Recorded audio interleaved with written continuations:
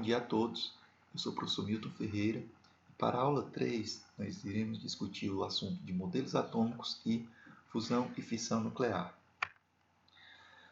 Inicialmente vamos tratar do modelo de John Dalton, que foi com certeza o pioneiro de todos esses modelos até chegar nos dias atuais, onde, diferentemente do modelo que ele resgatou de 2200 atrás, que foi a ideia de Demócrito, onde este dizia que a matéria era formada por partículas minúsculas e indivisíveis, John Dalton retomou essas ideias sob uma nova perspectiva, agora a experimentação.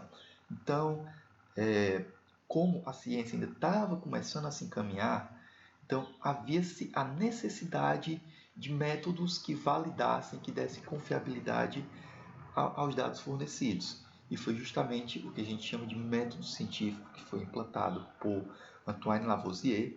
Seguindo essa nova tendência, John Dalton ele elucidou experimentalmente que a matéria era dividida de esferas maciças, neutras e indivisíveis, que agora ele chamou de átomos, que existia um número finito de átomos na natureza, então ele já começava a entender a ideia de elemento químico e que esses elementos eles podem combinar-se de maneira iguais ou diferentes, originando diferentes tipos de matéria.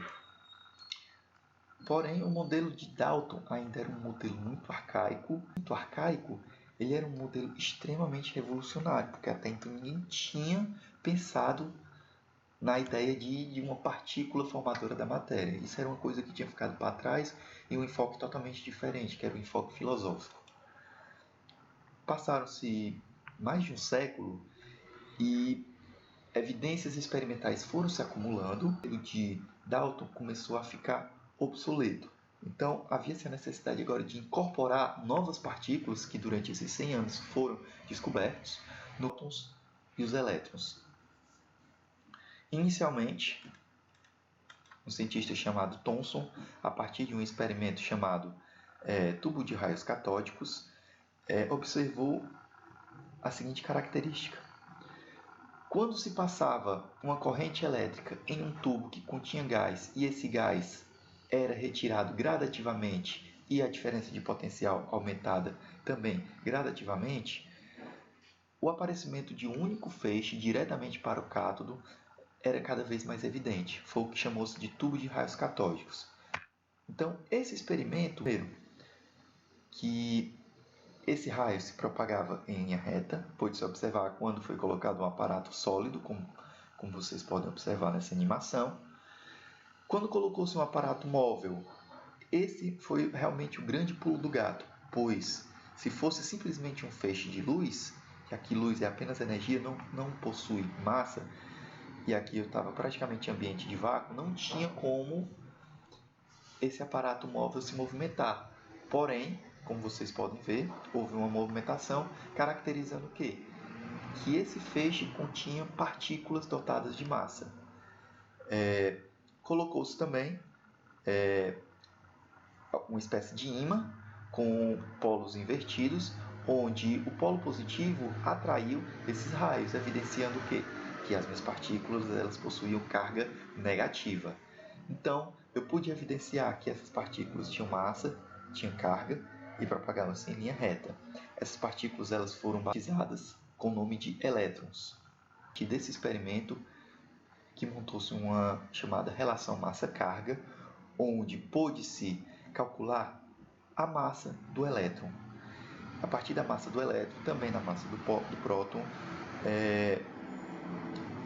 evidenciou-se que o elétron é 1836 vezes mais leve do que o próton, e isso aconteceu graças ao experimento de Thomson também, que é o tubo de raios catódicos, onde, a partir daquele tubo de vidro, colocou-se, aliás, experimentalmente determinou-se o comprimento das placas, positiva e negativa, a distância da placa para o final do tubo e o desvio da partícula, onde a carga do elétron também já tinha sido descoberta a partir do experimento da gota de óleo de Millikan. E aí fica a dica para os alunos que quiserem ver com a maior riqueza de detalhes Vai lá no YouTube e pesquisa gota de óleo Millikan. É um experimento fantástico. Então, com a carga do elétron, o comprimento da placa, a distância da placa para o final da ampola de vidro e o desvio e o campo elétrico, você pode tranquilamente desvendar a massa do elétron. A descoberta do próton, na verdade, foi uma modificação no tubo de raios catódicos, onde foi colocado um cátodo perfurado e, ao invés de ter feito vácuo completo no interior da ampola, colocou-se gás hidrogênio. O hidrogênio, por ser o elemento mais simples, a partir do momento em que você retira um único elétron, você já tem o próton isolado. Então, esse próton ele fica bem mais fácil de estudar. Então, o cátodo, que é a fonte dos elétrons, esse cátodo perfurado, ele bombardeou os elementos que estavam no interior da ampola, no caso o hidrogênio. Com esse bombardeamento, elétrons foram arrancados desses átomos e os prótons isolados agora, ou seja, dotadores de carga positiva, foram atraídos pela parte negativa, no caso dessa fonte dos elétrons, e agora eu pude verificar perfeitamente que eu tinha uma parte negativa atraída pelo polo positivo da ampola e uma parte positiva atraída pelo polo negativo da ampola. Esse experimento foi o que evidenciou a descoberta dos prótons. Então, agora eu já tinha um modelo esférico, ou seja, um modelo de John Dalton, só que agora com cargas positivas e negativas, que foi batizado como o modelo pudim de passas. Então, até então, o modelo atômico estava elucidado, parou-se totalmente de estudar modelos atômicos e preocupou-se agora em uma outra linha de pesquisa que pode-se dizer que estava na moda naquela época, que era o estudo das partículas radioativas. Foi então que Rutherford é um daqueles casos clássicos de grandes descobertas acidentais. Rutherford estava estudando o comportamento de substâncias radioativas quando em choque com outros tipos de materiais. Então, Rutherford bombardeou uma fina lâmina de ouro de 0,00001 milímetros com partículas alfa. A partícula alfa nós iremos já ver com maior riqueza de detalhes do que se trata, emitidas pelo elemento polônio, contido em um bloco de chumbo provido de uma abertura estreita para dar passagem às partículas por ele emitidas. Como o chumbo é um dos materiais mais densos da tabela periódica, ele consegue não ser penetrado por essas partículas radioativas, então elas passavam apenas por esse orifício. Uma lâmina de ouro foi colocada frontalmente a esse orifício e atrás da lâmina uma tela protetora revestida de sulfeto de zinco, aquele mesmo material que se utiliza em chapas de radiografia. Então, para a gente falar do modelo atômico de Rutherford, é importante que nós frisamos um pouco sobre os elementos radioativos. Então, radioatividade é a propriedade que os núcleos instáveis possuem de emitir partículas e radiação eletromagnética para tornarem-se estáveis. Radioatividade natural ocorre quando, geralmente com os elementos de número atômico maiores que 82, e a reação que ocorre nessas condições, ou seja, alterando o núcleo do átomo, chama-se de reação nuclear. A primeira partícula que nós iremos entrar em detalhes é a partícula alfa, ou emissões alfas, que são partículas constituídas de núcleos de hélio, ou seja, 2 prótons e 2 nêutrons, que são jogados em alta velocidade para fora de um núcleo estável. As partículas alfa possuem carga elétrica mais 2 devido aos prótons e carga e massa igual a mais 4. Essa seria a representação da nossa partícula alfa, 2 prótons e 2 nêutrons, massa 4. Em 1911, Frederick Soddy enunciou a primeira lei da radioatividade, que diz que quando um núcleo emite uma partícula alfa, o seu número atômico diminui de 2 unidades e seu número de massa diminui de 4 unidades. Claro que um elemento radioativo ele não vai se desintegrar totalmente, ele vai perdendo gradativamente as suas partículas alfa, de forma que o seu núcleo, que compõe uma área bastante pequena e uma quantidade de cargas bastante elevada, se estabilize e pare num elemento que promova a estabilidade daquele elemento, que é o que a gente chama de decaimento radioativo. No caso do urânio, ele se decompõe do número atômico 92 até o número atômico 82, ou seja, o elemento chumbo. A partir do momento em que ele alcança essa conformidade de número atômico 82, ele se torna estável e as partículas alfa param de ser emitidas. Observe que a equação nuclear mantém um balanço de massas e de cargas elétricas nucleares. Então, o urânio, ao se emitir uma partícula alfa, ele se transmuta no elemento tório, de número atômico 90, e número atômico 231, ou seja, 4 unidades de massa a menos do que o elemento original. Reações beta, que são constituídas por elétrons atirados em altíssima velocidade para fora do núcleo estável, ocorre da seguinte forma: um nêutron se decompõe em um próton e um elétron mais um neutrino, onde, de acordo com Sodai, Fajans e Russell, há o aumento de uma unidade no seu número de massa, já que o próton ele permanece no núcleo, mas o elétron, em termos de estabilidade, ele tende a sair. Então, o bismuto, por exemplo, no decaimento radioativo beta, ele vai me gerar um elemento polônio, devido à desintegração do nêutron em um próton e um elétron. Já as emissões gama é a energia resultantes e são ondas eletromagnéticas semelhantes à luz, onde a representação da partícula gama pode ser a partir da letra grega minúscula gama, e ela não possui carga nem positiva nem negativa. Então, a fusão nuclear é o processo de colidir átomos propositalmente para formar um terceiro mais pesado. Essa reação libera energia e, dependendo de quais forem os reagentes, um nêutron livre. Então, nesse caso aqui, nós podemos ver a fusão de uma partícula alfa com um átomo de berílio, onde os dois prótons da partícula alfa vão se unir aos 4 prótons do berílio, formando um novo elemento, porém instável, já que o carbono 13 ele é altamente instável. Ele alcança a sua estabilidade quando ele tem um número de massa 12. Então, aquele nêutron que está sobrando, ele é liberado.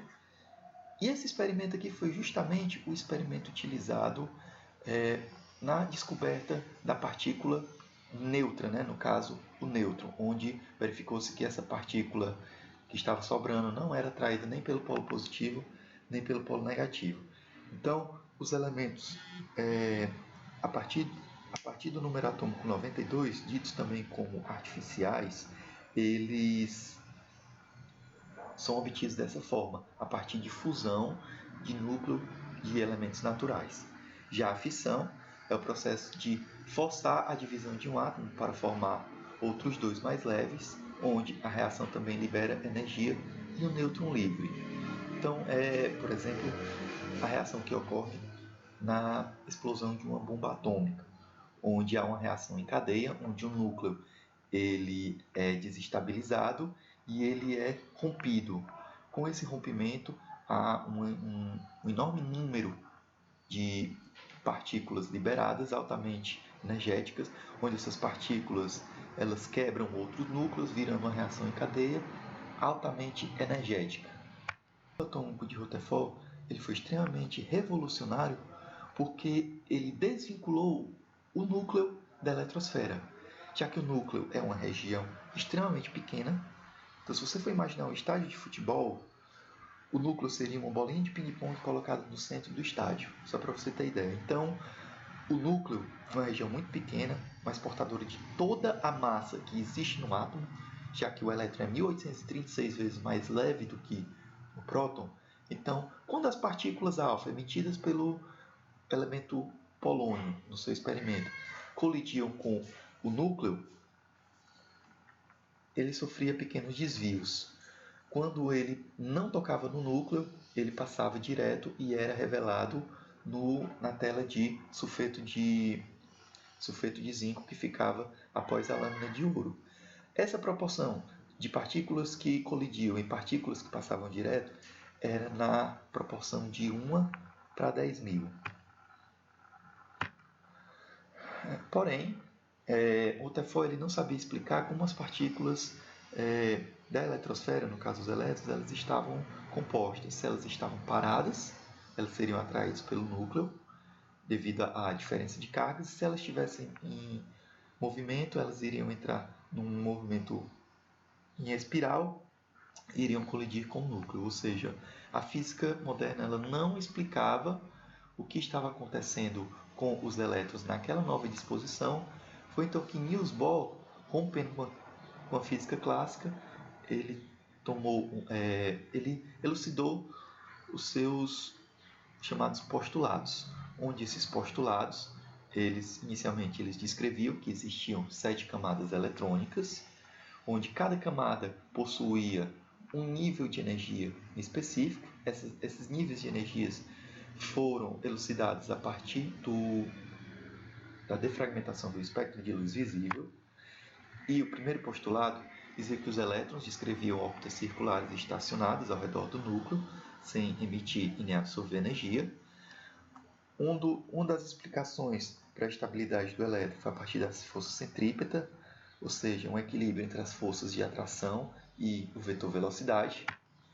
O segundo postulado diz que o elemento, ao absorver energia, seja elétrica, térmica ou qualquer outra fonte, um átomo ou um elétron, ele salta de um nível menos energético para um nível mais energético, e quando aquela fonte de energia para de ser fornecida, ele devolve aquela energia na forma de luz, como vocês podem observar na animação.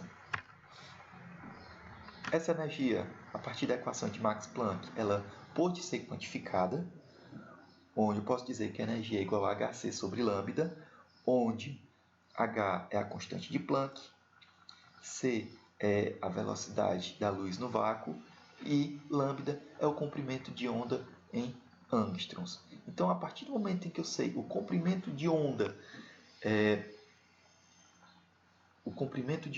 da energia absorvida pelo meu elétron, eu consigo perfeitamente enumerar, ou seja, atribuir um valor numérico à minha energia. Então, o experimento de Niels Bohr foi a partir da defragmentação do espectro de luz visível, onde, a partir do elemento hidrogênio, ele verificou que, com o desdobramento do espectro de luz e atribuindo a cada cor do espectro de luz um comprimento de onda, e nós vimos que comprimento de onda pode ser calculado na forma de energia, ele verificou que quanto menor o comprimento de onda, maior a energia. Então, o vermelho, que possui o maior comprimento de onda, atribuiu-se à camada mais baixa. Diminuindo-se esse comprimento de onda, os elétrons ocupavam estados de mais alta energia. Quando se parava de fornecer essa energia, esse elétron ele vinha para a camada mais interna e devolvia aquela energia acumulada na forma de luz visível. No caso, a luz que era observada era justamente a coloração do espectro de luz para o elétron do átomo de hidrogênio. Então, essas são as referências que vocês podem complementar o que foi discutido nessa videoaula. E a todos, o meu muito obrigado. Bons estudos!